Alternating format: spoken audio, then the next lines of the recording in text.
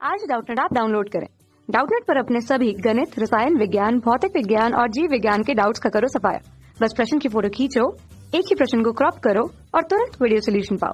अभी डाउनलोड करें। Hello student, तो क्वेश्चन है 3 किलोग्राम और 6 किलोग्राम द्रव्यमान के दो गुटके ए और बी 1800 न्यूटन प्रति मीटर बल नियतांक के एक द्रव्यमान रहित स्प्रिंग से जुड़े हुए हैं। फिर उन्हें एक चिकने क्षैतिज पृष्ठ पर रखा गया है। स्प्रिंग को 5 सेंटीमीटर तक खींचने के लिए गुटकों को खींचा जाता है और फिर छोड़ दिया जाता है। जब स्प्रिंग अपनी प्राकृतिक लंबाई पर आती है तो गुटकों का आपेक्षिक वेग क्या है? तो यहाँ हमें दे रखा है कि दो गुटके जिनका द्रव्यमान 3 केजी व 6 केजी है, वे स्प्रिंग की सहायता से जुड़े हैं और स्प्रिंग का स्प्रिंग नियतांक हमें दे रखा है 1800 न्यूटन प्रति मीटर। तो जब हम इन्हें परस्पर 5 सेंटीमीटर विस्थापित कर कर छोड़ेंगे तो स्प्रिंग में स्थितिज ऊर्जा संचित होगी और वह स्थितिज ऊर्जा इन दोनों ब्लॉक की गतिज ऊर्जा में बदल जाएगी। परंतु इन ब्लॉक की गतिज ऊर्जा निकालने के लिए हमें इनका वेग ज्ञात करना होगा। तो देखिए, चूंकि यहाँ कोई बाहरी बल उपस्थित नहीं है, कोई बाह्य बल उपस्थित नहीं है, उपस्थित नहीं है। क्यों नहीं है? क्योंकि यहाँ पे केवल बल लग रहा है स्प्रिंग बल, जो परिमाण में समान व दिशा में विपरीत है, अतः नेट बल शून्य है। तो बाहरी बल उपस्थित नहीं है, तो संवेग संरक्षित रहेगा, संवेग संरक्षित रहेगा।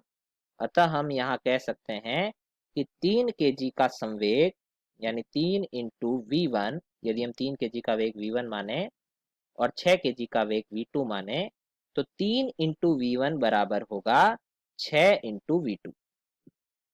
तो यहाँ से हमें वेग प्राप्त होगा V1 बराबर 2V2, यानी 3 केजी का द्रव्यमान 6 केजी के द्रव्यमान से दुगनी चाल से चलेगा। तो अब यदि हम ऊर्जा संरक्षण का नियम लगाएं तो स्थितिज ऊर्जा जो स्प्रिंग में संचित हुई है वह ब्लॉक की गतिज ऊर्जा में परिवर्तित हो जाएगी। तो half m1v1 square half m2v2 square. तो यहाँ पे हाफ यदि काट दिए जाएं तो उस स्थिति में देखिए, स्प्रिंग नियतांक दे रखा है 1800, लंबाई 5 सेंटीमीटर, तो इसे 5/100 का स्क्वायर लिखा जा सकता है। 3 केजी का द्रव्यमान V1 वेग से चल रहा है व 6 केजी का द्रव्यमान V2 वेग से चल रहा है।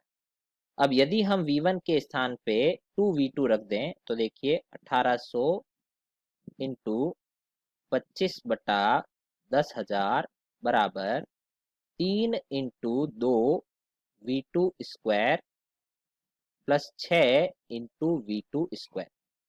तो यहाँ से हमारे पास आएगा 18 इंटू 25/100 बराबर 3 इंटू 4V2 स्क्वायर और 6V2 स्क्वायर।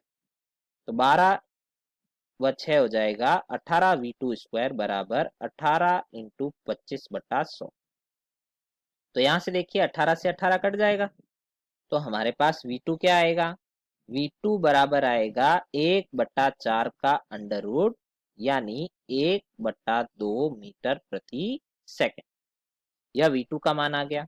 तो हम जानते हैं कि V1 बराबर है 2V2, तो V1 आ जाएगा 2 इंटू 1/2 यानी 1 मीटर प्रति सेकंड। तो अब यदि हम यहाँ देखें तो V1 का मान हमारे पास है 1 मीटर प्रति सेकंड और V2 का मान हमारे पास है 1/2 मीटर प्रति सेकंड। तो इनका सापेक्ष वेग जो हमें पूछा गया है, तो सापेक्ष वेग होगा V1 प्लस V2, क्योंकि दोनों विपरीत दिशा में तो सापेक्ष वेग जुड़ जाएंगे।